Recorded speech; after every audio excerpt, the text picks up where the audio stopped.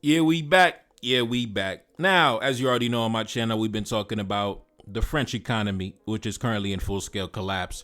And now, as a result, the government in France has been toppled. It has been overthrown. The prime minister and his entire government has been removed. Now, Emmanuel Macron, he's still the leader, at least for right now. But when it comes to all of his cabinet ministers, his prime minister, they have been removed in a vote of no confidence. Now, a vote of no confidence, take a look up on the screen. It is a vote showing that the majority does not support the policy of a leader or a governing body. Thus, they are removed. So it's not the same as, for example, busting into the presidential palace armed with weapons and removing the leader and toppling the government, but it's a more polite way of achieving the same objective. Now, ever since 2020, the French economy has been on a downward spiral, and coincidentally, 2020 marks the same exact year they began to lose their influence in Africa. Now, when it comes to me, I've been saying this for the longest. These nations that have built their wealth, prosperity, and prestige off the back of the African continent, from the days of slavery to the days of colonialism to the days of modern day resource extraction,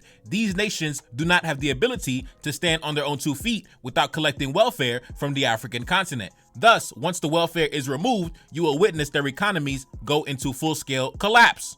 Now, I did not expect France to collapse so fast, but I knew that it was inevitable because their business model is not sustainable. But anyway, let's jump into some of these articles. The French government collapses after the prime minister loses the confidence vote. Legislators have toppled France's government in a confidence vote on Monday, today. A new crisis for Europe's second largest economy that obliges President Macron to search for a 4th prime minister in 12 months, right?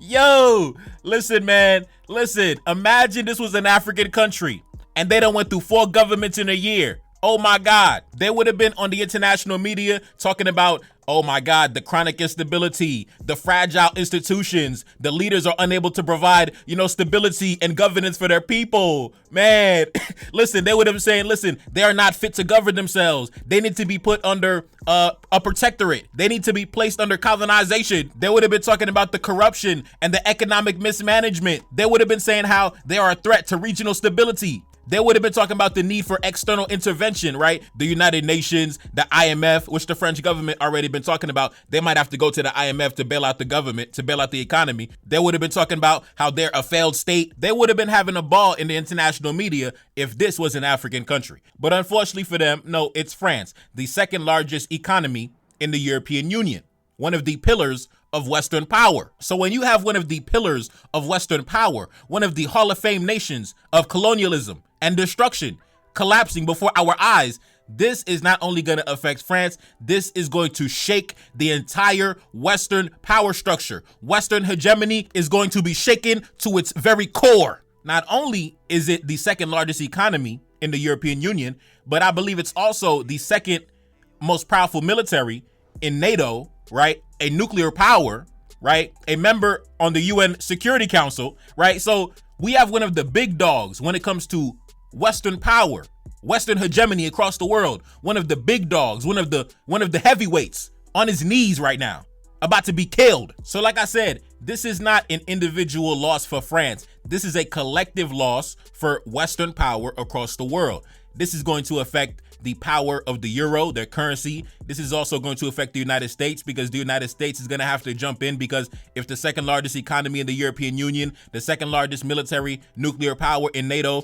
is essentially collapsing before our very eyes, the United States is going to have to, come in and save the day, right? So the US taxpayer, once again, going to have to, bail out the French government. It's also going to affect NATO's ability to project military power across the world if the second largest military in NATO is currently can't even pay their own bills, right? So the United States is going to have to pick up the slack in order for NATO to continue to be a dominant military force across the world and project power against their adversaries. So this is a very big geopolitical situation. It's not something to play with. Anyway, let's continue. Prime Minister François Bayrou was ousted overwhelmingly in a 364 to 194 vote against him.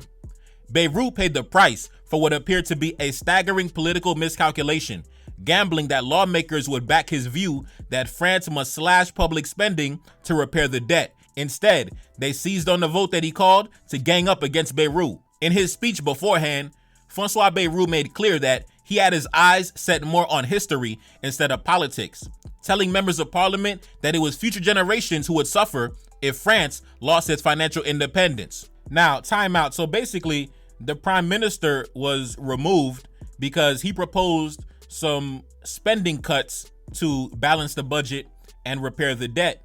Things that we discussed before, like sending the citizens back to work on certain holidays, right? Removing some of the benefits related to healthcare and pensions for the elderly and things like that. So things that used to be luxuries and amenities are no longer going to be covered, no longer going to be subsidized by the government because we got to, cut back on spending to repair some of the debt. When in reality, even myself as an enemy, I can say that is a logical stance to take. Right? Logically, if you're spending too much money, if you don't have enough money, the logical thing to do is cut back on some of your spending, downsize, right? Your standard of living, decrease your standard of living, start living below your means. If you're living above your means, you got to cut back on your spending. That's logical, right? But there were other politicians that they did not agree with that. Right? The citizens did not agree with that. The citizens, they don't want to let go of their benefits. They don't want to let go of their pensions. They don't want to let go of their medical benefits. They don't want to let go of their family benefits, right? But at the same time, how are you going to fix the debt if you don't want to tighten your belt and make sacrifices?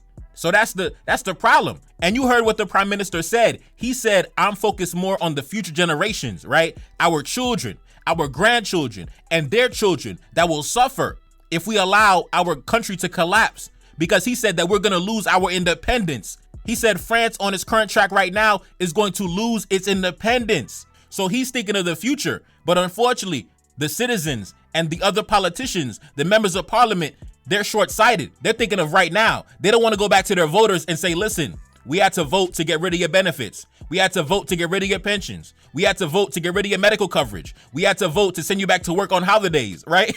We got to send you back to work on national holidays. They don't want to go back to their constituents and give them the bad news. So instead of facing the music, they rather just topple the government. Now, typically, in times of economic hardship, France was able to tap in to the welfare from Africa, right? When times are hard, let's tap into the welfare from Africa so we can, bail ourselves out. But they're not able to bail themselves out with the African welfare that they were before. So now they're trying to swim in turbulent waters without that African life vest, right? Without that African life jacket keeping them above water. So now they're on the verge of death by drowning. And it's really sad, the French parliamentarians, because like I said before, the prime minister, he took a logical stance. He says we have to make sacrifices right now for our children and our grandchildren. And the lawmakers basically said that if we make sacrifices right now, that's going to cost us the votes. That's going to cost us votes. That's going to cost us political power. So instead of choosing the prosperity of their children and their grandchildren, these guys instead chose a short-term solution to enrich themselves and protect their own personal political power at the expense of their future generations. But at the end of the day, everybody knows the current economic situation is not sustainable. But nobody wants to face the reality. Nobody wants to be the one that falls on the sword and takes the hit. The entire political leadership structure in France is dodging accountability. And it's not entirely their fault because their citizens also, just like their lawmakers, they don't want to make the sacrifices right now in order to secure the prosperity of their future generations, right? They don't want to let go of their pensions. They don't want to let go of their benefits, right? But because of that, your kids and your grandkids are going to suffer, and they're going to be a vassal state of an African kingdom in the future. You're going to be paying taxes to an African government in 100 years because we're going to put you under vassalage in the future. Now let's continue. As in the rest of Europe, the far right is surging in France, capitalizing on widespread discontent over a cost of living crisis that has fueled a rise in anti-immigrant sentiment. And on Wednesday, large anti-government protests are expected throughout France. So now the French citizens are taken to the streets against the government. Oh my God, it's time for democracy, baby. It's time for democracy. Listen, the people are going to take to the streets. Listen, if France is truly a democratic country, Emmanuel Macron, it's time to step down, big dog. It's time to step down, baby. It's time to lead a country. It's time to go into exile. It's time to lead a country. It's time to step down from power. But listen, time out. You saw what they said. They said, as in the rest of Europe, the far right is surging in France. Like I told you before in my video last week, the rise in white nationalism especially amongst young white males. It's not only in the United States, the anti-immigrant, the white supremacist, far-right propaganda, the white nationalism. This is among white men across the Western world. They're angry. They're unhappy. Their women don't want to have their babies. Their birth rates are in the toilet. They can't afford to, live a decent existence. Their economies are on a downward trajectory. So these men are angry. They're upset. They're not happy. That's why so many of them are gravitating towards the far right. So many of them are gravitating towards the conservative side of the spectrum because, as you can see, the economic situation and their future is not looking bright. The future is looking bleak. The future is not looking bright at all for the young white males. And listen, as that welfare from Africa continues to be cut off, listen, y'all about to go back into the days of the dark ages. Y'all about to go back into living in filth and poverty. It's time for that, baby. It's time for that. Y'all gonna go back to your original state.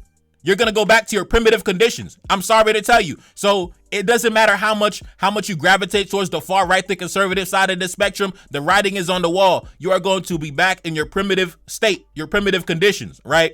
So listen, enjoy it while it lasts, man. Enjoy it while it lasts. Your future is not bright. And that's probably why the white woman doesn't want to have your babies, because women are intelligent to know that whatever men they attach themselves to, that's going to have a massive effect on whether she lives or dies, whether she's prosperous or impoverished. So I believe that the white woman sees the writing on the wall. She sees that you are not fit to govern. She sees that the economy is on a downward trajectory. So she doesn't want to attach herself to you and have your babies and things like that, because she knows that you're not headed towards prosperity in the future. She knows in your future is going to be poverty, dilapidation, instability. So that's why she don't want to have too many babies with you, bruh. I think that's part of the reason why. I think that's the reason why she'd rather go to work and make her own money, because she knows she can't really depend on you.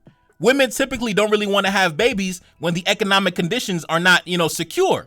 Typically, right? So I think with the correlation of the economy on a downward trajectory is also, heavily connected towards the birth rates going down as well. The rising cost of living, the rising unemployment, the rising debt.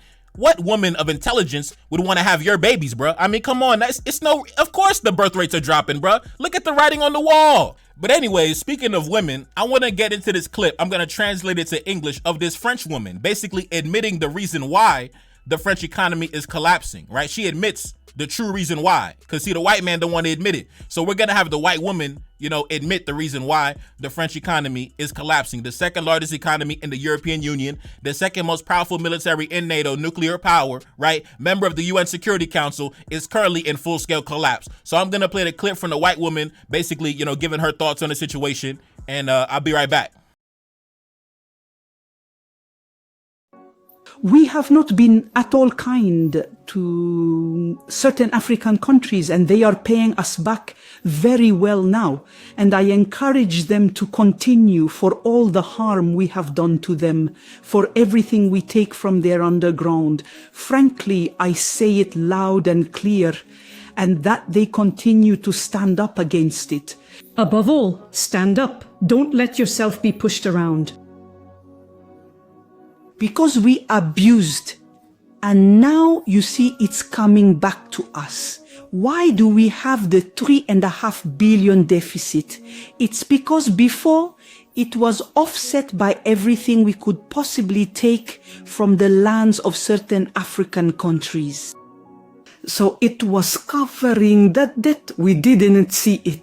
But no, like when you keep printing money, at some point it doesn't work well. So the 3.5 billion, I can tell you that we have fallen lower than when there was the crash, the stock market crash and the economic crash in Greece. We are below, even worse. Even the Italians, the Greeks combined, we are still below them. Can you imagine? We were the fifth power. We were the fifth power in the world. Right now, we are 14th or 15th. Do you think that's normal? Yes, but we have fallen. Now, time out. You saw the lady. She said, we have not been kind to certain African nations, and now they are paying us back. Now, time out. Now, it seems like she sees the writing on the wall, and in typical female nature, She sees that your ship is capsizing, and she sees that the black man, the African man, is on an upward trajectory. So now she's trying to feed us sweet words. Oh, we have not been so kind to the African nations, and now they're paying us back, and I support them in paying us back. Listen, baby, it sounds like you trying to join the winning team, but listen, I'm sorry, the ship is full. But as you can see, she can see the writing on the wall. She knows who has access to the gold and the oil and the coltan and the lithium and the uranium and everything like that. She knows which man is in possession of those things, and she knows that you do not have those things. So, as you can see, in typical female fashion, she flip-flopping. Now she rooted for the Africans against her own people. And you know what's funny? Even during the Haitian Revolution, there were French women that had similar personalities, right? When they seen the writing on the wall, there were stories of how Toussaint Louverture would get love letters from certain French women, right? From certain, women who were prominent in society, right? Who from colonial families. Now all of a sudden they sending love letters to Toussaint Louverture. Oh, Toussaint, you were always so handsome on that horse.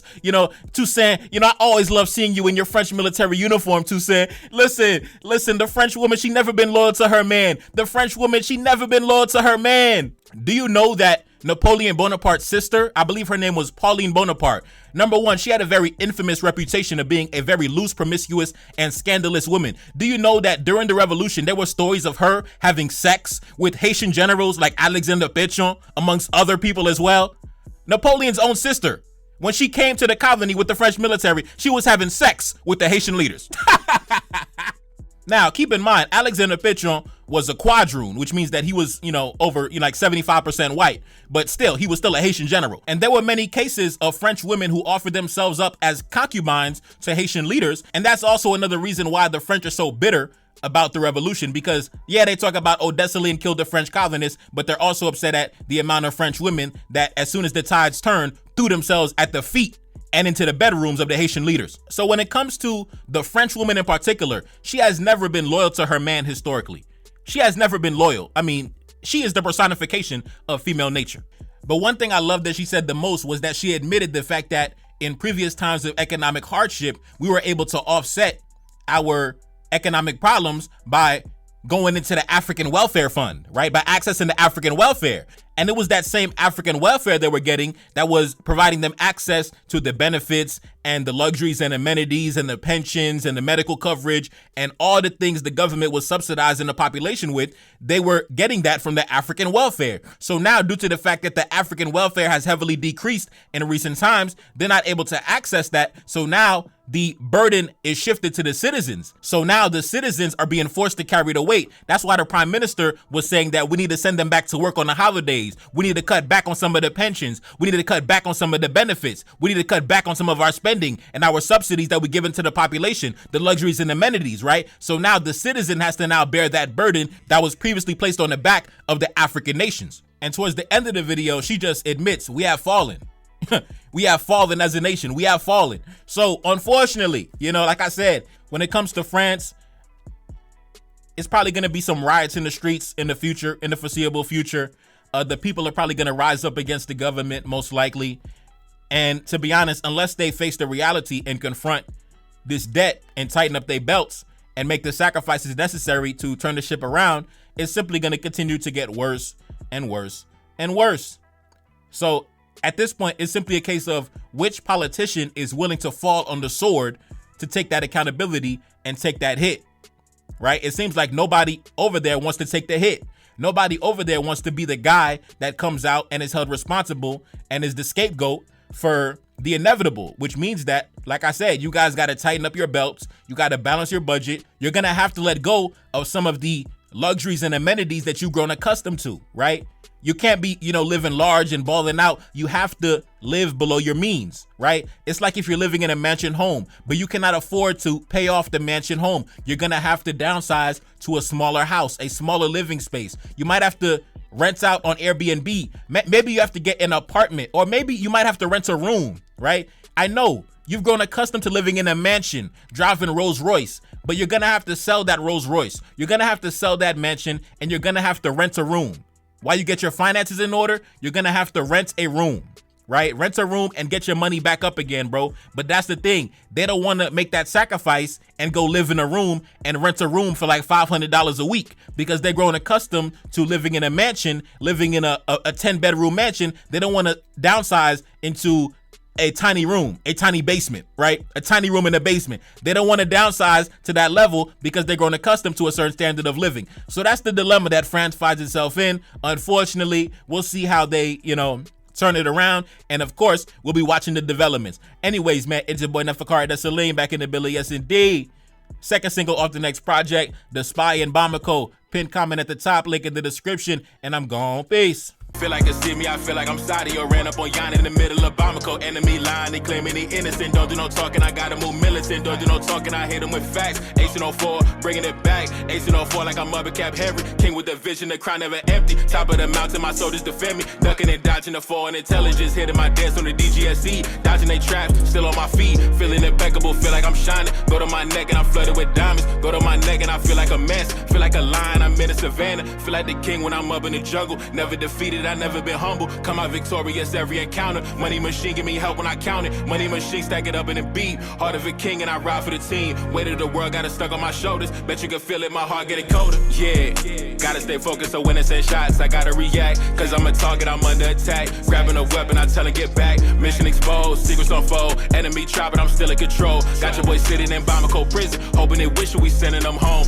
Enemy know that we good under pressure. Been through the thunderous turbulent storm. Shorty a diamond, I told her she pressure. Hop in a whip and I'm taking her home. Hop in a whip and I'm swerving, I'm smashed. Killing my enemies, one of my passion. Rocking this gold like we in bikini. Feel like the captain, I'm clutching a heater. Yeah, gotta stay focused so when it's in shots I gotta react. Cause I'm a target, I'm under attack. Grabbing a weapon, I tell her get back. Mission exposed, secrets unfold. Enemy try but I'm still in control. Got your boy sitting in Bamako prison. Hoping they wish we sending them home. Enemy know that we good under pressure. Been through the thunderous turbulent storm. Shorty a diamond, I told her she pressure. Hop in a whip and I'm taking her home. Hop in a whip and I'm swerving, I'm smashed. Killing my enemies, one of my passion. Rocking this gold like we in bikini. Feel like the captain, I'm clutching a heater.